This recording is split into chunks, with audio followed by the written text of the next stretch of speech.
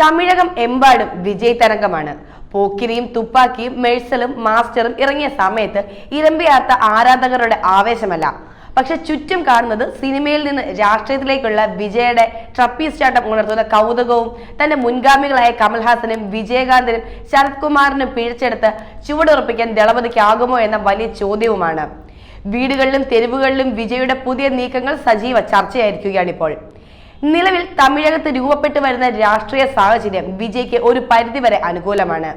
MGRനും ജയലളിതയ്ക്കും ലഭിച്ചതും ശിവാജി ഗണേശൻ മുതൽ കമൽഹാസൻ വരെയുള്ളവർക്ക് ലഭിക്കാതെ പോയതുമായ ഒരു നേതാവിന്റെ ചരിത്ര നിമിഷം തമിഴകത്ത് രൂപപ്പെടുന്നുണ്ടെന്ന് വേണം കരുതാൻ. AIADMK നേതൃത്വത്തിലുള്ള ഭിന്നത ജയലളിതയ്ക്ക് ശേഷം ശക്തനായ നേതാവിനെ കണ്ടെത്താനാകാത്ത സാഹചര്യം, 2 വർഷത്തിനപ്പുറം DMK സർക്കാരിനെതിരെ ഉയരുന്ന ജനവികാരം, സ്ത്രീകൾക്കും യുവാക്കൾക്കും ഇടയിൽ വിജയ്ക്കുള്ള സ്വാധീനം, അദ്ദേഹത്തിന്റെ പ്രായം, അടുത്ത വീട്ടു പയ്യൻ ഇമേജ്, വിജയ് പ്രതിഫലിപ്പിക്കാൻ ശ്രമിക്കുന്ന തമിഴ് മക്കൾ സ്നേഹം, BJPക്കെതിരായ നിലപാട് എന്നീ ഘടകങ്ങളെല്ലാം ഒത്തുവരുന്നത് മൂലമുണ്ടാകുന്ന രാഷ്ട്രീയ സാഹചര്യം നല്ല രീതിയിൽ പ്രയോജനപ്പെടുത്താനായാൽ അത് വിജയ് എന്ന രാഷ്ട്രീയ നേതാവിന്റെ ഉദയമാകും. അങ്ങനെയെങ്കിൽ തമിഴ് സിനിമയിൽ എന്ന പോലെ തമിഴ് രാഷ്ട്രീയത്തിലും ശോഭിക്കാൻ സാധ്യതയുള്ള ഒരു നക്ഷത്രമായി മാറാൻ വിജയ്ക്ക് സാധിക്കും. ഏറ്റവും മോശമെന്ന് നിരൂപകർ വിലയിരുത്തുന്ന സിനിമകളിൽ നിന്ന് പോലും നിലവിൽ ബോക്സ് ഓഫീസിൽ കോടികൾ വാരാൻ സാധിക്കുന്ന ഏക തെന്നിന്ത്യൻ താരമെന്ന നിലയിൽ നിന്നാണ് വിജയ് രാഷ്ട്രീയ പ്രവേശനത്തിന് ഒരുങ്ങുന്നത്. കാലാകാലങ്ങളായി DMKയും AIADMKയും പണം നൽകി വോട്ടും ഭരണവും നേടുന്ന സംസ്ഥാനത്ത് ആ കീഴ്വഴക്കത്തെ തന്നെ ചോദ്യം ചെയ്ത് വിജയുടെ പൊതുപരിപാടി ഒരു തുടക്കം മാത്രമായിരുന്നു. വോട്ടിന് പണം നൽകരുതെന്ന ആഹ്വാനം മുതിർന്നവരോടായിരുന്നില്ല, വളർന്നു വരുന്ന യുവതലമുറയോടായിരുന്നു.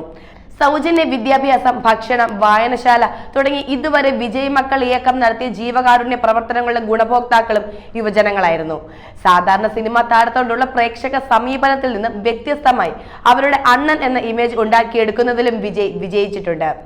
ഇതിൽ നിന്നൊക്കെ തമിഴകത്തെ യുവജനതയിലാണ് വിജയ് പ്രതീക്ഷ വെക്കുന്നതെന്ന് വേണം കരുതാൻ. അംബേദ്കർ, കാമരാജ്, APJ അബ്ദുൽ കലാം, MGR തുടങ്ങി തമിഴക മണ്ണിൽ സ്വാധീനം ചെലുത്തിയവരെ കൂടെ കൂട്ടിക്കൊണ്ട് വിജയ് സംസാരിക്കുന്നതും ലക്ഷ്യം വെക്കുന്നതും യുവതലമുറയെയാണ്. യുവാക്കളിലും കുടുംബങ്ങളിലേക്ക് എത്തുക എന്നതാവാം തന്ത്രം. പക്ഷെ ഇത് മാത്രം മതിയാവില്ല ദ്രാവിഡ മണ്ണിൽ ചുവടുറപ്പിക്കാൻ. MGRന്റെ കാലത്ത് തമിഴക രാഷ്ട്രീയമല്ല ഇന്നത്തേത്. അന്ന് രാഷ്ട്രീയവും സിനിമയും പരസ്പര പൂരകങ്ങളായിരുന്നു. ചലച്ചിത്ര താരം എന്നതിനേക്കാൾ ഉപരി അടിമുടി രാഷ്ട്രീയക്കാരനായിരുന്നു MGR. അല്ലാതെ സിനിമയിൽ നിന്ന് ലഭിച്ച പ്രശസ്തി മാത്രം മുതലെടുത്ത് രാഷ്ട്രീയക്കാരനായി മാറുകയായിരുന്നില്ല അദ്ദേഹം.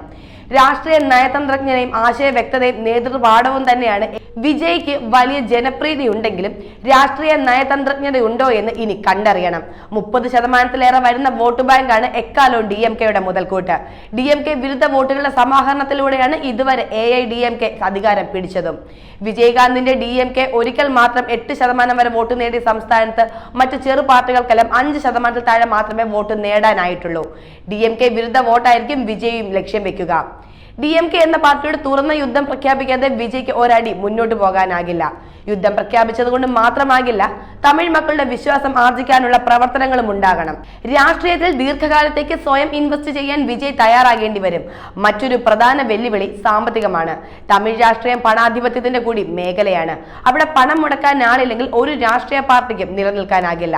ആ ഘട്ടത്തിലേക്കുള്ള യാത്ര ഏറെ ദുർഘടം പിടിച്ചതായിരിക്കും. ലോക്സഭാ തിരഞ്ഞെടുപ്പിൽ വിജയിയോ പാർട്ടിയോ മത്സരിച്ചില്ലെങ്കിലും തമിഴകത്ത് വിജയുടെ സാന്നിധ്യമുണ്ടാകും. വരുന്ന നിയമസഭാ തിരഞ്ഞെടുപ്പിൽ DMKക്ക് ശക്തമായ വെല്ലുവിളി ഉയർത്താൻ ശ്രമിക്കുക. 2031 15% വോട്ടെങ്കിലും നേടുക, ഇതാകാം ദീർഘകാല അടിസ്ഥാനത്തിൽ വിജയുടെ ലക്ഷ്യം. പക്ഷേ 2026 തിരഞ്ഞെടുപ്പിൽ മറിച്ചൊന്നും സംഭവിക്കില്ലെന്ന് കരുതാനും വയ്യ.